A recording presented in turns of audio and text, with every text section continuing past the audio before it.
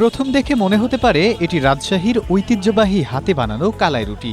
রাজশাহীর ঐতিহ্যবাহী কালাই রুটির নাম শুনলেই যেমন জিভে জল আসে, ঠিক তেমনি টাঙ্গাইলের ভোজন রসিকদের মন মাতাচ্ছে জনপ্রিয় ঝাল চাপড়ি। মাত্র ২০ থেকে ৩০ টাকায় সুস্বাদু ও পেট ভরা খাবার পাওয়াই প্রতিদিনই বাড়ছে এই ঐতিহ্যবাহী স্ট্রিট ফুডের জনপ্রিয়তা। রিকশাচালক, শিক্ষার্থী, শ্রমজীবী, চাকরিজীবী সহ সব শ্রেণী পেশার মানুষের কাছে এটি এখন অন্যতম পছন্দের খাবারে পরিণত হয়েছে। বিভিন্ন ধরনের শ্রেণীর লোকেরা খায়, চাপড়ি খায় এবং এটা খুব নাম করা। এটা টাঙ্গাইল ডিস্ট্রিক্টের মধ্যে এগুলো ঐতিহ্যবাহী এক ধরনের একটা চাপড়ির একটা নাম করা। এটা খেতেও সুস্বাদু। আমরাও সকালবেলা বা দুপুরবেলার মাঝে মাঝে নাস্তা হিসাবে এই খাবারটা খেয়ে থাকি। অল্প টাকায় ভালো মানের একটা নাস্তা হিসেবে এই চাপড়িটা খুব জনপ্রিয় হয়েছে টাঙ্গাইলে।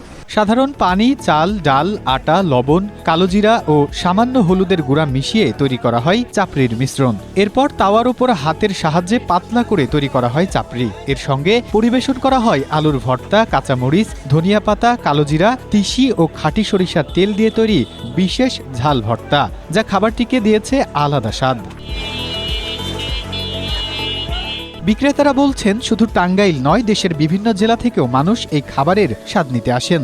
কম দামে সুস্বাদু খাবার হওয়ায় প্রতিদিনই বাড়ছে ক্রেতার সংখ্যা। সকাল থেকে রাত পর্যন্ত বিভিন্ন শ্রেণী পেশার মানুষের ভিড়ে মুখর থাকে টাঙ্গাইলের কোট চত্বরের চাপড়ির দোকানগুলো। ৬০, ৭০, ৮০, ৯০, ১০০ কেজি আটা যায়। আর মেলা দূর দূরান্ত থেকে লোক আসে, সখীপুর, মধুপুর, এমন ঢাকা, দিনাজপুর, মেলা দূর দূরান্তে বসে আসে। আবার এই যে উকিল মুহুরি খায়, ওই পুলিশ টুলিশরা ব্যাগেই খায়। অনেক পার্সেল যায়, আপনার ওই বাসায় নিয়ে যায় বা দেশের বাড়ি নিয়ে যায়, মনে হয় জায়গায় জায়গায় নিয়ে যায় খায়। স্থানীয় ক্রেতারা জানান, মাত্র ২০ থেকে ৩০ টাকায় সহজেই ক্ষুধা মেটানো যায়। যেখানে একটি সাধারণ হোটেলে খাবার খেতে ১৫০ থেকে ২০০ টাকা খরচ হয়, সেখানে কম দামে সুস্বাদু ও ভেজালমুক্ত খাবার পাওয়ায় ঝাল চাপড়ির চাহিদা দিন দিন বাড়ছে।